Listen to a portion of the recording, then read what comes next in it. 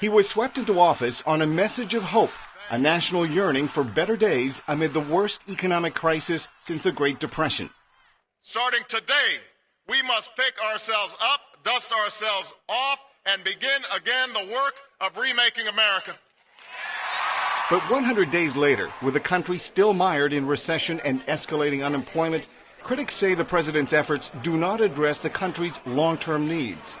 I would give the president a mixed rating for the first 100 days, probably a little more towards the negative side than the positive.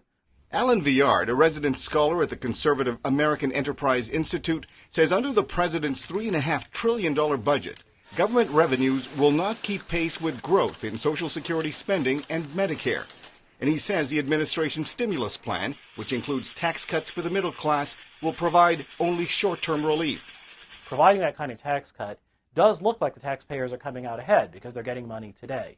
But where does that money come from? It doesn't come out of thin air. Instead, that will have to be paid for out of future taxes, either by people later in their lives today or by our children. But the president's supporters say the nation's problems demand immediate solutions. Some say it's too soon to tell if Mr. Obama's policies will succeed. But research analyst Joshua Picker at the Center for American Progress is convinced the president is on the right track. Some of the retail sales numbers and consumer spending numbers appear to be getting a little bit better. And at the same time, what we're seeing in the housing markets is encouraging. But we've still got a long way to go.